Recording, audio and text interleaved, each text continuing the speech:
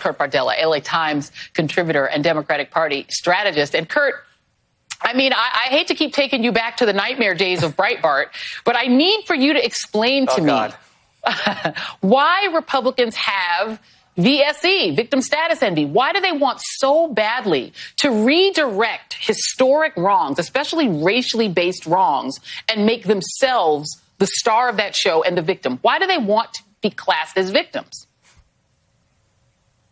I mean, it's a mania, Joy, here. I mean, because, again, there's such a cognitive dissonance here. On one hand, the right likes to pride themselves on, quote unquote, owning the libs and calling everybody snowflakes. And on the other hand, they're claiming to be victims. They're delicate. They're weak. They're to be, we're supposed to feel pity for them. How horrible that they're being infringed upon and attacked from the radical social stuff and all the things that they litter out there every single day. And the reality is, obviously, none of that is true. None of that is rooted in reality.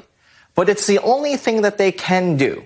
It's the only fallback that they have. They know that when the playing field is level, they can't win. They know that in a conversation about actual public policy, about the things that truly impact people's day-to-day lives, they can't win. They know that in a conversation rooted in fact, reality, truth, historical accuracy, context, they can't win. And so they trot this line of BS out there every single day across their propaganda networks and channels.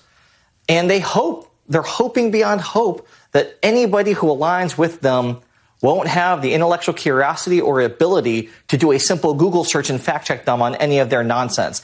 That's what they're hoping. It's wild because, right, they try to sort of play that they're the macho party, but there's the least macho thing in the world is self-pity. And, you're sitting here as somebody who has talked about anti-Asian violence and how it's impacted you. I'm a black person, so hello, 1619 on. It's been rough. But the whininess that you see, you don't see that from people of color. They're literally like, they won't let me not wear a mask in Walmart, and I just want to go in Costco and cough on you. Do you get the sense that is it that they want to spread COVID? Is it that they feel it's their right to spread COVID? Is this like a measles blankets thing from like the Puritans? What is this? Why do they seem to want to spread COVID? I go back to it's this mania, right? I mean, there has got to be a mental health explanation for the irrational desire to want to not wear a mask, go to super spreader events, get everybody infected, infect their loved ones, their parents, their grandparents, watch them all die, and then to claim proudly that it is their right to do that it's somehow wrapped in this misguided sense of liberty and freedom. And again, those are the buzzwords, Joy.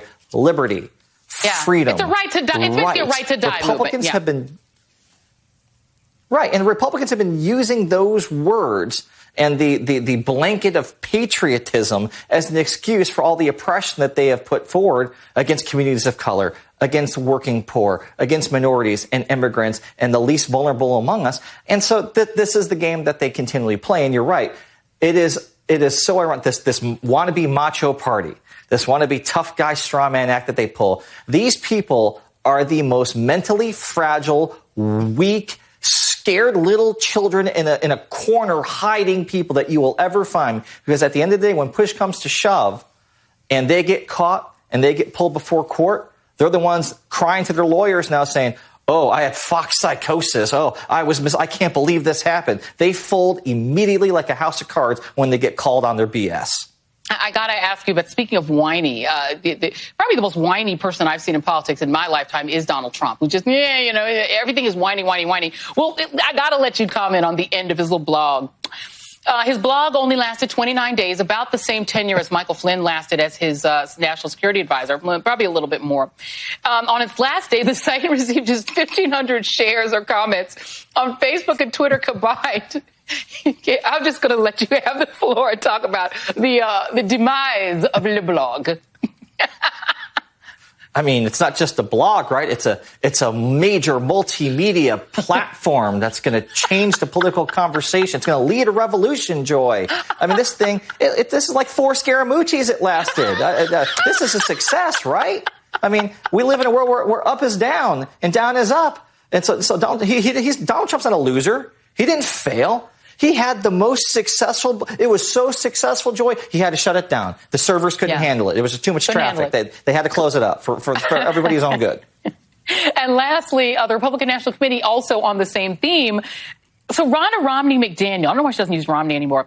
She's upset because I guess they don't like in advance the way that the debates are going to work. I guess they want to pick whoever's going to be the moderators, and I guess they want them to be from OAN. What's going on here?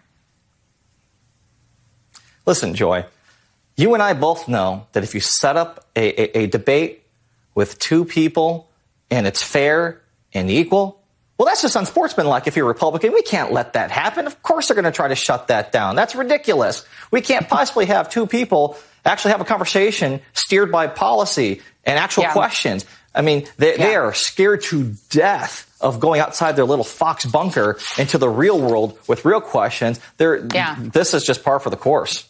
And that's why they just want to rig elections instead. Kurt Bardella, thank you very much, my friend. And up next.